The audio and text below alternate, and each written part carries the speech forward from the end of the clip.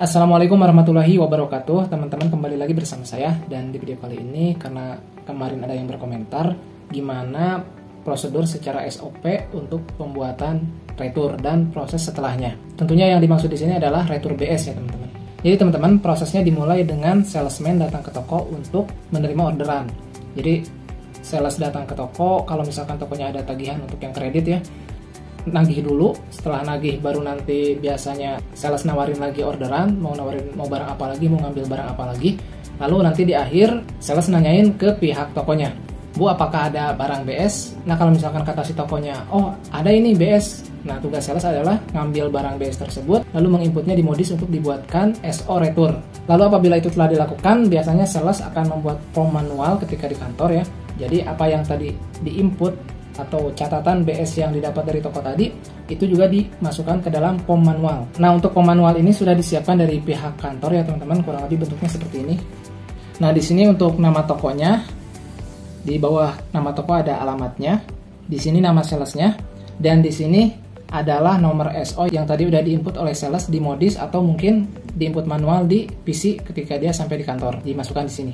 Untuk nama-nama item yang di BS-in tadi ya, ditulis di sini rinciannya. Nah, ketika sales memasukkan nama-nama item yang diretur di sini, sales juga wajib melampirkan alasan returnya. Lalu apabila proses menulis item-item yang diretur ini udah beres beserta alasannya, maka yang selanjutnya harus dilakukan adalah proses otorisasi. Seharusnya form ini dibawa oleh sales langsung ketika dia tadi nanyain BS berbarengan dengan orderan. Tapi biasanya di lapangan sales nggak sempat untuk nulis, akhirnya dia nulis ini ketika dia sampai di kantor. Maka otomatis untuk customer ini biasanya dikosongin ya, karena si toko nggak tanda tangan langsung. Paling nanti ditanda tangan kalau BS-nya udah jadi ketika dropping beneran ngirim barang yang dia minta dan ngambil BS-nya juga. Nah, di sini ada salesman, harus diisi oleh salesman yang bersangkutan yang tadi ngebuat form ini.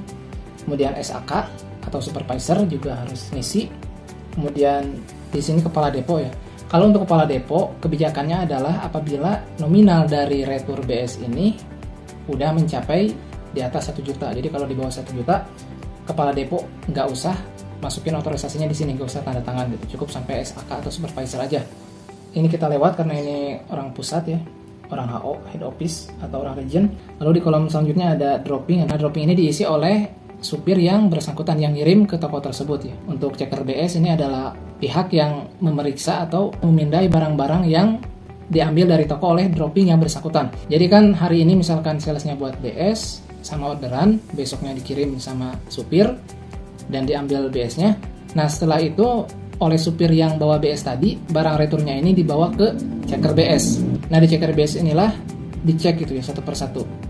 Yang dilihat itu biasanya apakah ini udah kadaluarsa atau belum. By the way, kalau di tempat kerja saya yang kadaluarsa nggak diterima ya. Ya artinya kalau misalkan estimasi di awal nominal dari BS-nya ini 50.000, bisa jadi kalau barangnya nggak sesuai, entah itu karena hama atau karena udah kadaluarsa, ya mungkin setengahnya jadi 25.000. Nah, setelah dicek itu, barulah dikasih ke saya, admin gudang.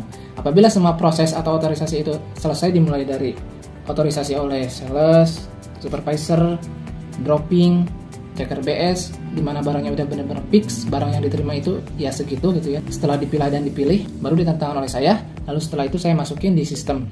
Setelah saya masukin di sistem, otomatis kalau misalkan yang cash itu akan motong ketagihan dropping untuk hari itu juga. Kalau misalkan kredit, biasanya nanti dipotongin oleh admin piutang. Jadi kalau yang kredit gak motong otomatis, tapi dipotongin sama admin piutang di hari berikutnya. Atau kalau hari itu pun langsung juga bisa gitu ya, kalau memang dibutuhkan. Jadi kalau udah diproses secara sistem si form nota returnya ini, saya kasihkan nanti ke admin piutang. Oleh admin piutang nanti dilampirkan ke faktur yang bersangkutan. Lalu setelah itu dibawa ke toko. Kalau udah beres biasanya ya, kalau nggak disimpan di toko ya dibuang. Sama halnya ketika faktur, kalau udah lunas ya kalau nggak disimpan di toko ya pasti dibuang gitu. Nah, untuk proses selanjutnya ketika BS-nya udah diterima, mungkin teman-teman akan bertanya, barang BS yang diterima itu dikemanain gitu? Apakah dikonsumsi oleh kita sebebasnya atau dibakar atau dikasih kemana gitu. Nah, jadi teman-teman, SOP di perusahaan saya itu ya, untuk barang-barang BS yang udah diterima, kalau yang posisinya masih bagus, bukan karena hama, rusak atau tidak layak jual, biasanya yang bagus ini dimutasikan ke GS dan nanti dijual lagi. Tapi kalau posisinya udah rusak, kemudian basi dan sebagainya, maka barang ini wajib dimusnahkan dan nggak boleh dikasih ke siapapun. Karena bahayanya kalau misalkan yang tidak layak jual atau konsumsi ini tetap dibiarkan atau diambil oleh orang-orang untuk dikasih ke ayamnya, ke ikannya, atau bahkan dikonsumsi sendiri gitu ya, meskipun masih ada yang layak makan, takutnya itu nggak higienis dan jadinya keracunan, dan dikhawatirkan itu menjadi masalah gitu, karena ya seolah-olah pihak perusahaan melakukan pembiaran barang-barang yang tidak layak konsumsi untuk dikonsumsi, yang padahal hal itu terjadi akibat ya orang-orangnya aja yang ngeyel gitu, tetap mengkonsumsi barang-barang yang udah nggak layak konsumsi. Jadi dalam proses pemusnahan ini atau pembakaran ini ada dua jenis. Jenis pertama, pemusnahan yang ditanggung biayanya oleh depo. Jadi sejumlah BS yang dimusnahkan itu, maka sejumlah itulah keuntungan depo dipotong gitu untuk pemusnahan barang tersebut. Ada juga yang disebut dengan new product launching. Biasanya ini adalah produk-produk yang baru. Nah, untuk produk yang baru, setiap yang diretur dari toko ke depo atau ke distributor ini, maka itu akan diklaim ke pabrik. Nah, untuk proses pemusnahan barang atau proses pengklaiman biaya retur ke pabrik dan prosedurnya itu udah saya buat videonya ya teman-teman, tinggal di scroll aja ke bawah. Saya udah pernah buat secara lengkap dari A sampai Z terkait bagaimana tata cara atau prosedur retur dari distributor ke pabrik. Meskipun untuk yang prosedur pemusnahan barang secara depo itu belum saya buat ya, karena itu simple sih sebetulnya, nanti mirip-mirip lah sama prosesi pengembalian barang ke pabrik.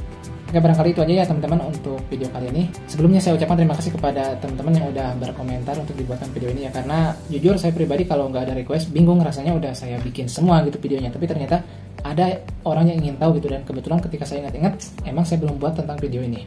Terima kasih, sampai jumpa di video berikutnya. Semoga menjadi ilmu yang bermanfaat dan menambah wawasan kalian. Assalamualaikum warahmatullahi wabarakatuh.